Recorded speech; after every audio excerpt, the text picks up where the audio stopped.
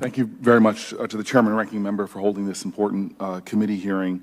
It's been said already that there's Superfund sites in every single state. New Jersey, unfortunately, has the most. About 50% of all New Jerseyans live within 3 miles of a Superfund site. And unfortunately, when I was mayor of Newark, I saw this in my own city, Superfund sites, where these poisonous chemicals were having real effects. People with hazmat suits walking into neighborhoods where there's playgrounds, sitting in meetings with parents and children, worrying, telling stories about cancers, about respiratory problems. This is an incredible crisis, and I don't think we understand the gravity of it all and the urgency of it all. I really don't. And now we have longitudinal data about what effects it actually has on people that live within a mile of the Superfund sites. It's about 11 million Americans live within a mile, and 3 to 4 million of our children, the most precious asset this country has.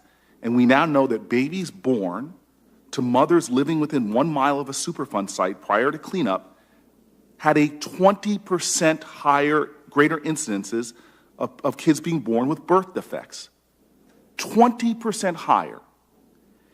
And so this should be alarming to everyone. It is absolutely, utterly unacceptable that, as Senator Harris said, this is the job of government, is to protect people, but yet we seem to have a declining sense of urgency to deal with this crisis.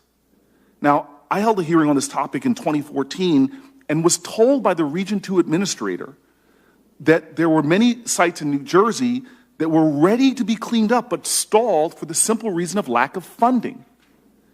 And then in 2015, Senator Boxer and I requested from the Government Accountability Office a report on the state of the Superfund sites, and they pointed out that the annual Superfund site, as was said by Ms. Probst, had declined from about $2 billion to 1.1 between 1999 and 2013.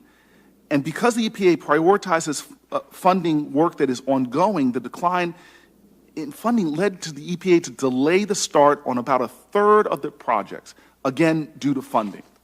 And so for me, the question that was asked earlier, it's unconscionable to me that President Trump's budget calls for a 30% reduction, which, as Ms. Probst said, it will cripple these programs.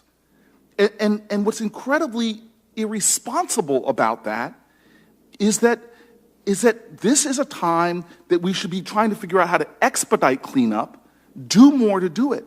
And Mr. Naidu, I don't mean to take personal offense to what you said, but your answer was, we will just have to live with this. Now, I live in Newark, New Jersey. I live about a mile from a Superfund site. My 10-year-old niece lives with me. She was born in that community. And for us to have this resignation, what I consider a hateful hypocrisy, because if everybody in Congress lived within a mile of a Superfund site, had their children being born there might be a sense of urgency and outrage that we are debilitating our ability to clean these up. And so it's hard for me to sit comfortably, having just come from my house last night in a poor community, in an inner city community, in a black and brown community, and have to tell my neighbors who still pack community meetings concerned about the Superfunds within our city. And so you've already answered my question, Ms. Probst, about the problem, but I just want to ask simply this. I'm going to reintroduce in this Congress a Superfund Polluters Pay Act, which would reinstate a small tax, a tax that Reagan reauthorized, that some senators here now on both sides of the aisle voted for. And this would put a small tax on polluting industries, petrochemical industries that I visited in places like Cancer Alley, Louisiana, where they're plowing more toxins into the air.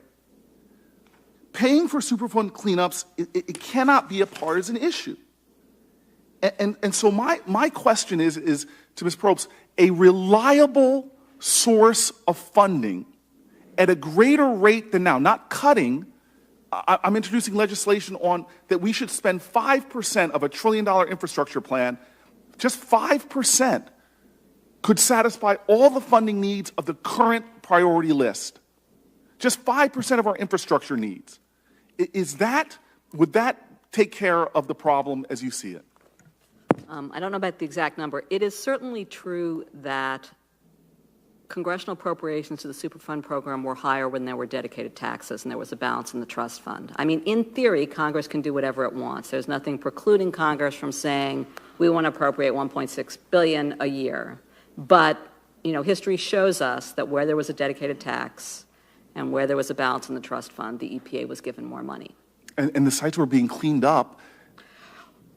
There weren't the same concerns about funding shortfalls, although when we did this report in 2001, Tim Fields, whom I adore, who was the assistant administrator, said, you know, we're not putting mega sites on the list because we don't have the funds. So again, it gets back to, I mean, there are lots of different issues. There, what you're talking about where, you know, we have sites where there are real risks now, and in the report I show how many sites don't have human exposure under control, and even more disturbing is where we don't know if it's under control or not, which to me I'm kind of horrified by that latter piece.